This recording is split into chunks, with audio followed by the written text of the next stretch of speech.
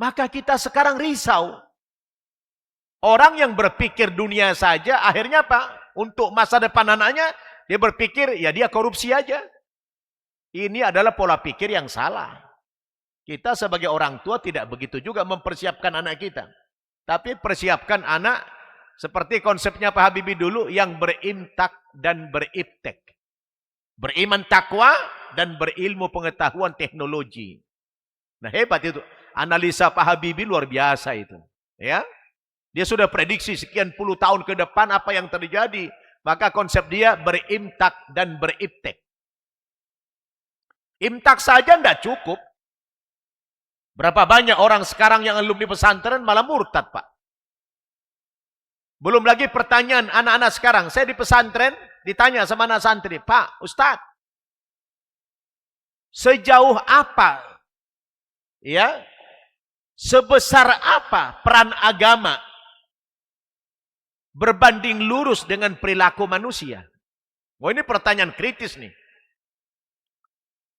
Karena saya dengar Pak Ustadz, yang korupsi itu kan juga sholat. Yang korupsi itu juga kan pergi haji. Yang korupsi juga kan pergi ke gereja. Sekarang peran agama itu seberapa besar membentuk kepribadian manusia? Wah, ini tidak main-main pertanyaan ini. Katanya, inna sholata tanha anil fahsyai wal munkar. Sesungguhnya sholat itu mencegah manusia dari perbuatan keji dan mungkar. Lah ini orang yang rajin sholat, kadang berjamaah, kadang dia pergi haji mundar-mandir. Kok masih juga melakukan penyimpangan, Ustaz? Ini tantangan ke depan, Pak. Tidak mustahil orang menjadi sekuler nanti. Apabila agama itu tidak berjalan paralel dengan perilaku manusia. Apa yang salah ini? Tentu ada yang tidak beres di dalam pelaksanaan ibadah itu sendiri. Jangan-jangan kita kebanyakan beragama hanya karena ikut-ikutan. Sholatnya ikut-ikutan. Betul tidak? Dia tidak paham apa yang dia baca. Maka kata Allah, Ya ayyuhalladzina amanu, la taqrabus sholata wa antum sukara, hatta ta'lamu ma taqulun. Wahai orang-orang yang beriman, jangan kamu dekati sholat kalau kamu lagi mabok. Kalau kamu lagi mabok, jangan dekati sholat. Hatta ta'lamu, sampai kamu tahu ma taqulun, apa yang kamu baca. Kita jangan pahami ini dalam konteks orang mabok. Orang lagi habis minum khamar, bukan semata-mata begitu. Tapi orang juga yang tidak paham apa yang dia baca, lebih kurang seperti orang yang mabok itu. Betul tidak? Oleh karena itu kita belajar agama ini penting sekali.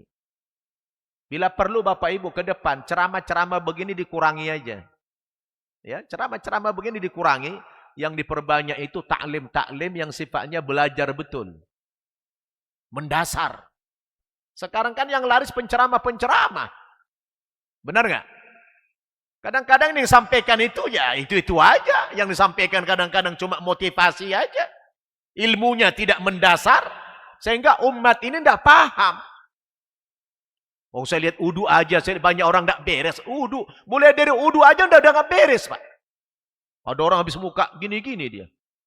Cuci tangannya begini-gini, kayak udah mau tinju aja dia. Tidak ada orang berudu yang seperti itu. Kalau udunya sudah tidak beres, kira-kira sholatnya beres tidak? Nggak beres. Sudah waktunya kita sekarang merubah sistem pengajaran agama di masyarakat kita. Kita baliklah dengan cara-cara kampung dulu, nggak apa-apa. Yang penting orang paham beragama itu.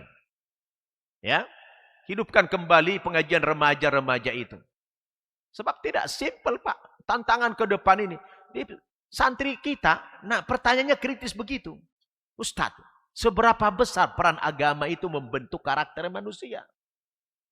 Kalau itu gagal,